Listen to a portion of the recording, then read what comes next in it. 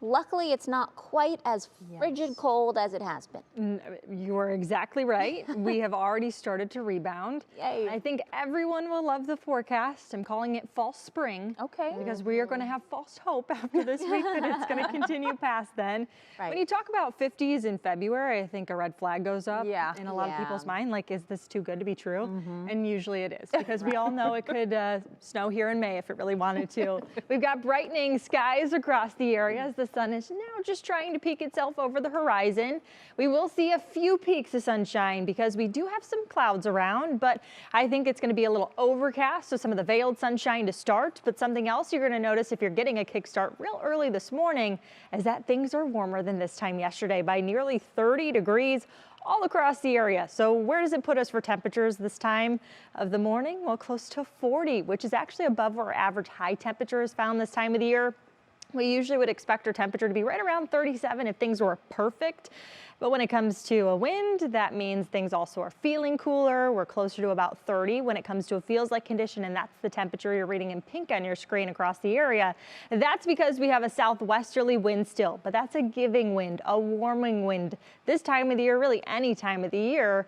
But we have wind gusts that are right around 30 miles per hour from Elyria down to Mansfield, even in Dover around 20 miles per hour.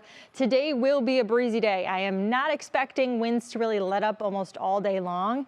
And the reason that is because we're going to have a front actually approach us. So there will be a shift in winds later today, but just the thin clouds right now. Those will start to thicken up as this front drops on through. What it'll also do for us is create the chance for a few isolated showers, but that does not happen for everyone. I think the majority of us stay dry, but the good news, it doesn't happen during the first part of your day. So maybe you're headed to church here momentarily. Clouds will start to increase. I'd still wear the winter gear, have the kiddos bundled up because they will need them. You will need it yourself too. By about 3 p.m., that's just ahead of the front where you start to see a few isolated showers. The wind direction will start to shift as well. Still southwesterly, a few more scattered showers, maybe down close to Akron, Canton. That's about 6 p.m. for us. I think points a little bit closer to the lakeshore and then west might stay the driest out of all of this. And then with cooler air trying to surge into place, we could get a few light snow showers early tomorrow morning through Lake Ashtabula, Geauga, as well as parts of eastern Cuyahoga County. But the wind starts to shift even more so. We take on a northerly wind then early tomorrow morning. That means things have already cooled on down. Clouds are back too, but they start to retreat as we take you through your Monday, midday. Partly cloudy skies, I think, across the area. And then we're almost full on sunshine as we approach sunset tomorrow, but temperatures closer to freezing. That is also brief too. We are far from freezing when it comes to high temperature. Tuesday and Thursday in your Union Home Mortgage extended forecast.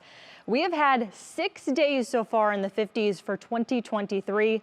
If we indeed have the next two just this week, that will put us at 8 for the year so far, Brianna. Okay, not bad, because when you said freezing, I shuddered, okay? Don't worry, we're far from shuddering later this week. All right, good. Fingers crossed. Thank you, Peyton. Well, still ahead on Gold.